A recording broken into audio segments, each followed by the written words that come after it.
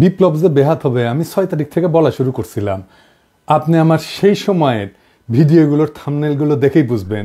দেখেন এডিটর সাহেব, দেখেছেন, দেখলেই বুঝবেন। আমি ছাত্রদের নানা পরামর্শ দিছিলাম দায় এবং অভিজ্ঞতা থেকে। আমরাও 90 গণ অভ্যুত্থান করেছি। আমরা ঠিক কোন কোন ভুল করেছিলাম সেটা থেকে যেন আজকের প্রজন্ম শিক্ষা নেয়, সেই জন্য বলেছিলাম, বারবার বলেছি। শোনা হয় না আমার কথা। মুখ্য শিক্ষক মানুষ তো। আমি বলছিলাম ওয়াকার দেশে সিসির মতো সরকার বসাইতে চায়।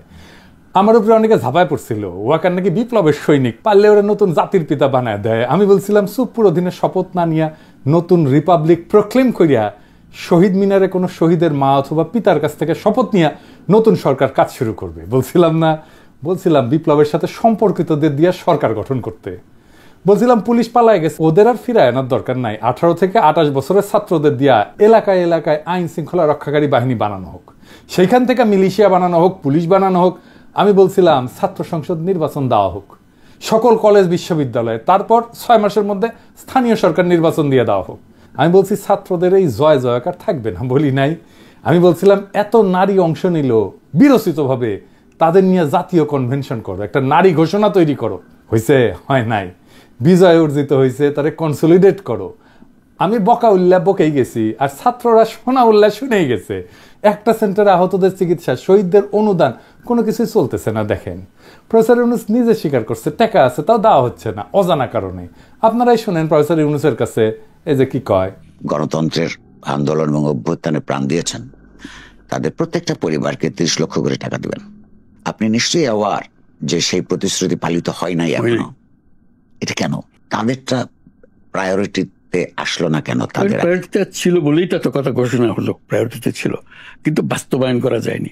এগুলো হলো যে আভ্যন্তরীণ দুর্বলতা, ক্যারি আউট দ্য অর্ডার, এই যে কিভাবে টাকা কার কাছ থেকে কোথায় যাবে, কিভাবে বিতরণ হবে, এগুলো নিয়ে দেওয়ার ব্যাপারে কোনো সন্দেহ নেই। যত টাকা লাগে তাদের এই কমিটমেন্ট আছে, এবং তাদের পুরো জীবৎকালে যত সমর্থন দরকার, যত পয়সা কড়ির দরকার, সবকিছুর জন্য কমিটমেন্ট আছে। এটা নিয়ে কোনো সন্দেহ নাই, টাকারও কোনো অভাব নাই। এটা মাঝখানের প্রজেক্ট করতে আমার ভয় লাগে যে কথা বলে ওটা পারি না, তো শেষ পর্যন্ত গিয়ে পৌঁছে না। কথার আন্তরিকতা তো মানুষ বিশ্বাস করে। আপনার অনুমান অন্তত এটা তো খুবই একটা ইমিডিয়েট এবং প্রায়োরিটির মধ্যে থাকার কথা। এটা কি বিউরোক্রেটিক ট্যাঙ্গলস এর কারণে হচ্ছে? বিউরোক্রেটিক ট্যাঙ্গলস এর মধ্যেই এই কার হাত দিয়ে কিভাবে যাবে, কার কাছ থেকে কোথায় যাবে, এগুলো নিয়ে গোলমাল হচ্ছে, আর কিছু না।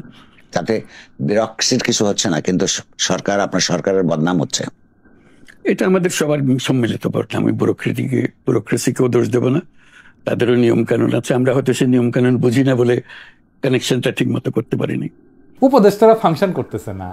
প্রফেসর ইউনূসের কথাই শোনেন, উনি কি কয়।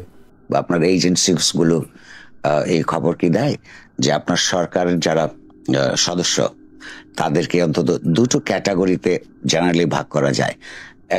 এক পক্ষের ব্যাকগ্রাউন্ড হচ্ছে এনজিওস, ও সেখানে আপনার ব্যাপারে একটা সমালোচনা আছে যে চিটাগং এর লোক বেশি, বিকজ আপনার বাড়ি চিটাগং। আরেক পক্ষ হচ্ছে ঠিক আন্দোলন সংগ্রামের মধ্যে গণতন্ত্রের জন্য লড়াইয়ে অনেকেই অনেক দূরবর্তী ছিলেন। এই তাদের কারণে এখন ঠিক স্টেট ক্রাফট পরিচালনার ক্ষেত্রে অভিজ্ঞতা না থাকার কারণে কিছু সমস্যা হচ্ছে। এই কথাগুলো কি আপনার কানে আসে? সবসময় বলা বলি করে, সবাই বলছে, কাজের কানে না আসার কোনো কারণ নেই। আপনার কি মনে হয় বিব্রত হওয়ারও কোনো কারণ নেই? এইভাবে তাই হয়েছে, সেভাবেই হয়েছে। নানা জায়গার থেকে এসছি, আমরা এসছি, আমারও তো কোনো অভিজ্ঞতা নেই। কাজ বলুন, দোষ দেবো কি করে?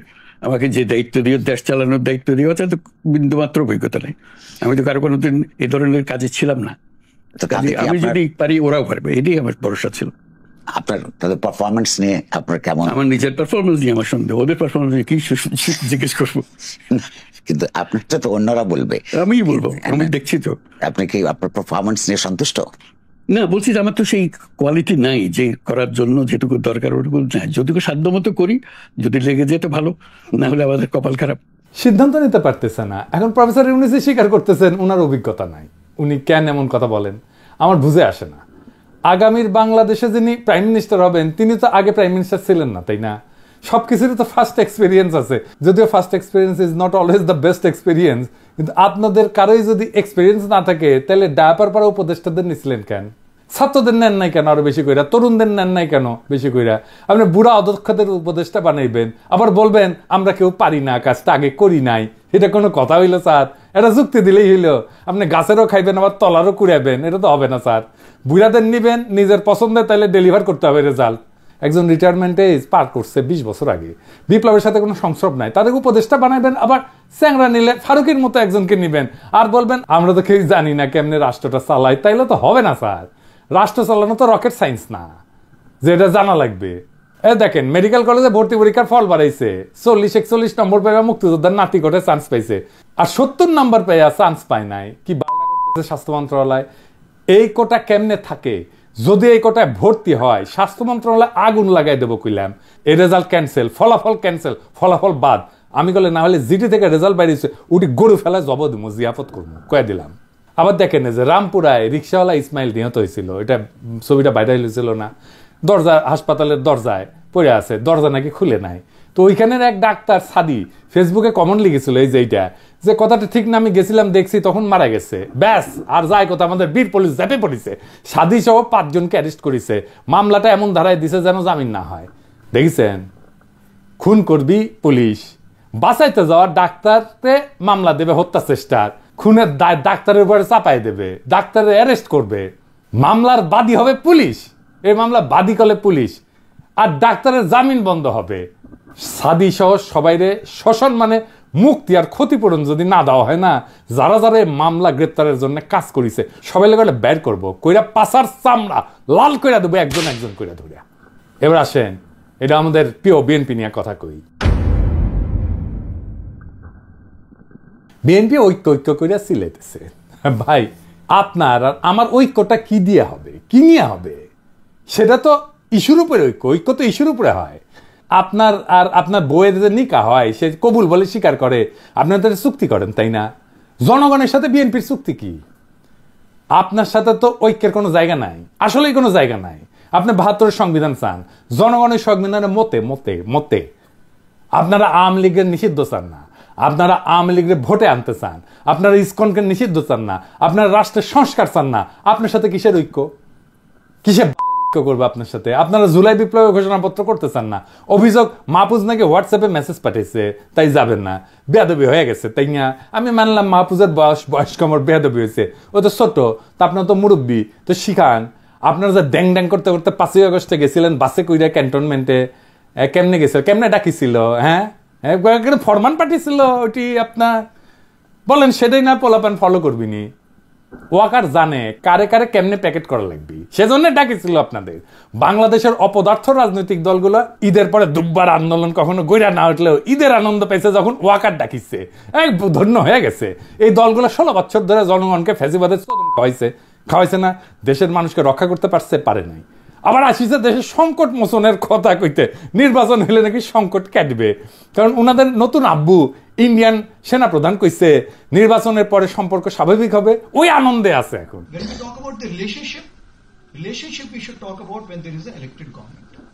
মাতোয়ারা হয়ে আছে, এই রাজনীতি করে, এই রাজনীতির জ্ঞান নিয়ে দেশ চালাবি। হাসিনার আমলে রাজনৈতিক দলগুলোর কিছু কই নাই সঙ্গত কারণে, কিন্তু এরা যে কতখানি ফাউল তো বাংলাদেশের জনগণ জানে। 1972 কোনো রাজনৈতিক দল আন্দোলন করেছিল, করে নাই। 1971 25শে মার্চের পর রাজনৈতিক দল কিছু করেছে, করে নাই, পলাচ্ছে। এমনকি মুক্তিযুদ্ধ করেছে, করে নাই। কলকাতায় থিয়েটার রোডে মাল খেয়ে টাল হইয়া পড়ে থাকতো, আর সোনাগাছিতে যে ছাত্রলীগ যুবলীগ দিয়া মুজিব বাহিনী বানিয়েছিল, সেটা যুদ্ধই করে নাই। যুদ্ধ করছে East Bengal regiment, EPR, police, sector কমান্ডারেরা।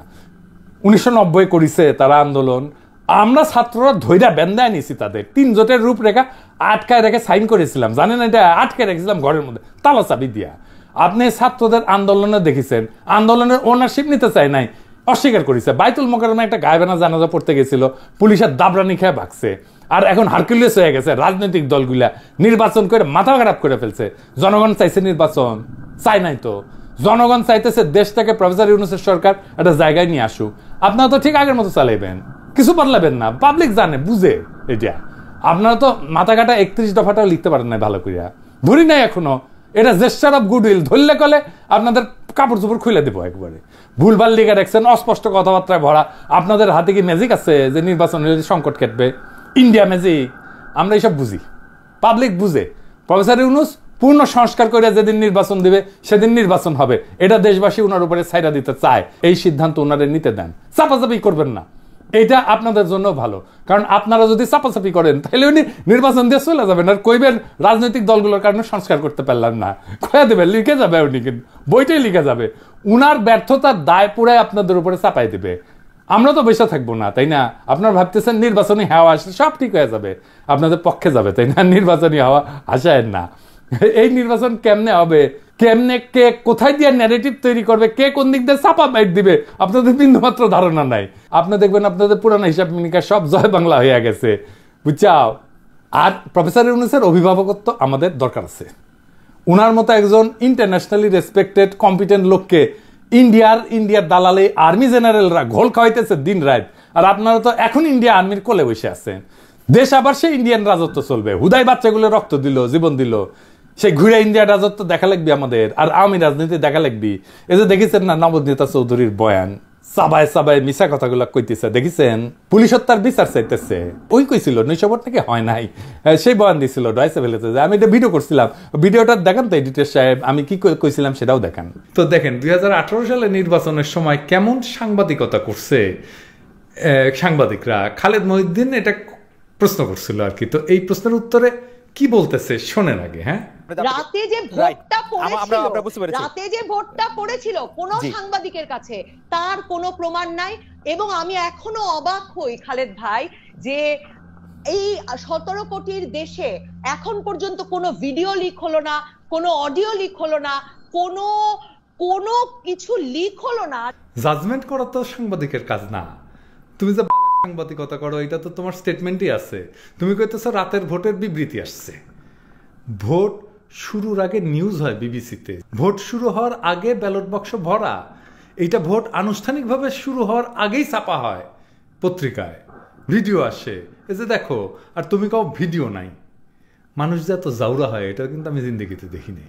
এরা দেখেন ডেইলি 2-3টা এপিসোড করিচ্ছে বলে, এই যে এই নবনীতা, এই হারামজাদি 2-3টা এপিসোড করিচ্ছে, কামকাজ নাই তো এদের দিয়ে চালাইবে। আওয়ামী লীগের পক্ষে কয়জন নামিছে দেখেছেন? একটার পর একটা নামিচ্ছে করে, ওই নিজুম মজুমদার, তারপরে একটা কুইজ বলি এটা, বিএনপি কে দেখেছেন এগুলার কাউন্টার দিতে?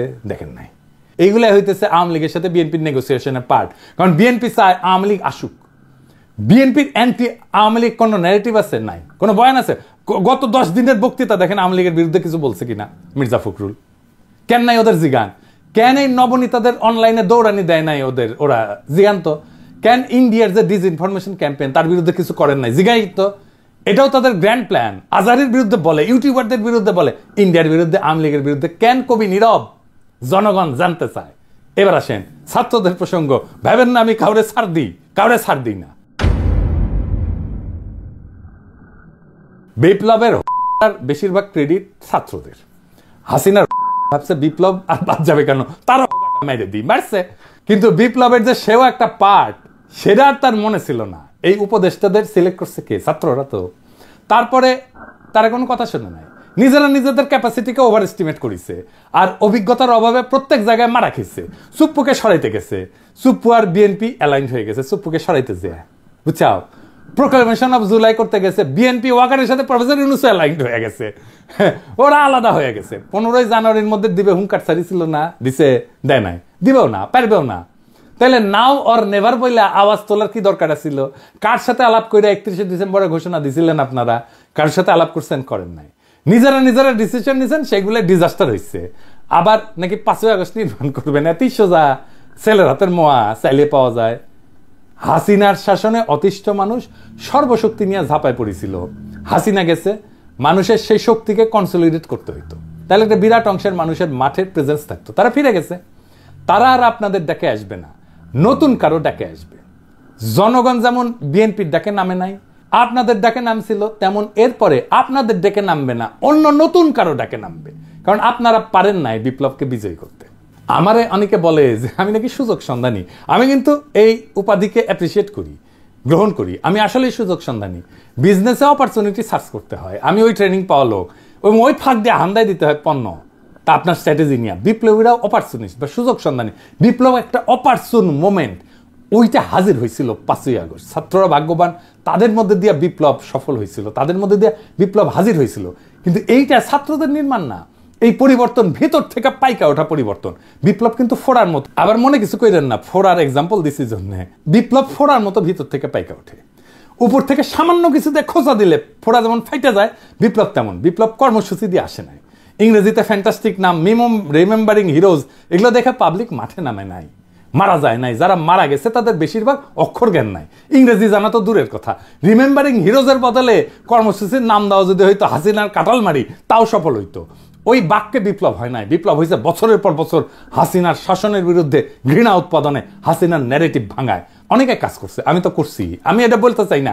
এরই কলেজ স্টেক হোল্ডার, এই স্টেক হোল্ডারদের দূরে সরায় রাখাই হয়েছে সবচেয়ে বড় ডিজাস্টার ছাত্রদের জন্য। 90-এর ছাত্র নেতারা অনেক বেশি ম্যাচিউরড ছিল এখনকার ছাত্র নেতাদের চাইতে, কারণ তাদের বয়স 30-এর উপরে ছিল, তারা ক্ষমতার অংশ হয় নাই, আর তাদের সকলের রাজনৈতিক মুরব্বী ছিল, রাজনৈতিক ট্রেনিং ছিল। এদের কারোই রাজনৈতিক মুরব্বী নাই। 75-এর সেনা অফিসাররাও একই রকম ভাবে ইয়াং ছিল, সে একই রকম ক্ষমতা ছিল, তাদের ক্ষমতা 3 মাস টিকছিল মাত্র, এবং ওদেরও রাজনৈতিক মুরব্বী ছিল না। দেশ থেকে বিতাড়িত হইতে হয়েছিল ওনাদেরকে, এমনকি ফাঁসিতেও জীবন দিতে হয়েছে। ভুল কি ছিল? ভুল ছিল ওই সংবিধান দিয়া ক্ষমতা চালাইতে, আর আওয়ামী লীগের মন্ত্রিসভা দেয়া মন্ত্রিসভা চালাইতে, এবং রাজনৈতিক মুরব্বী না থাকাতে। খালেদ মোশাররফ কু করলো? আজ সেনাবাহিনীতে 50টা খালেদ মোশাররফ আছে। ছাত্ররা মন্ত্রিসভা থেকে বিতাড়িত হইলেও অবাক হইয়েন না, পাগলেও নাকি নিজের ভালো বুঝে। আজ আর বেশি কিছু কইলাম না, এখনো সময় আছে। ছাত্ররা যদি কিছুটা হইলেও বিপ্লবকে রক্ষা করতে চায়, পারা যাবে, নয়তো আর কি করার। অনেকেই অনেক সম্ভাবনাকে কাজে লাগাইতে পারে নাই ইগোর কারণে। বাংলাদেশের রাজনীতির আর্কিটেক্ট যারা হইতে পারতেন, তারা রাজনীতির ফুটনোট হইয়া থাকবেন। বাংলাদেশের রাজনীতি থাইমা থাকবে না, নতুন হাত ধইরা আগায় যাবে। রাজনৈতিক দল, প্রফেসর ইউনূসের সরকার আর ছাত্ররা, আপনাদের ব্যর্থতা সীমাহীন। দেখেন না, বিচার তো হইল না, কাউকে আটক করা হইল, সবাইকে করা হইল না, পালায় গেল কত লোক, সংস্কার হইল হইল না, পরিবর্তন হইল না। সেই একই পুলিশ, একই আমলা, একই প্রশাসন, একই আর্মি, নাগরিকের সেই একই নাভিশ্বাস, খালি রাজনৈতিক একটা দল পাল্টাইল, চান্দাবাজের দল পাল্টাইল। জুলাই বিক্রি হইল রাজনৈতিক দলের দর কষাকষিতে। কেউ কেউ বিক্রি করলো নিজেদের রাজনৈতিক দল গোছাইতে, আর কেউ কেউ ধান্দাবাজিতে বেচে দিল। তবে এটাই বাংলাদেশের নিয়তি না। বাংলাদেশ তার পথ খুঁজে নেবে, সেই পথ খোঁজার পথে আমরা সব সময় থাকবো। আপনারাও থাকেন, ডাক আসবে সময় মতো, তখন আবার ঝাঁপে পড়া লাগবে সেই জুলাই আগস্টের মতো। ইনকিলাব জিন্দাবাদ।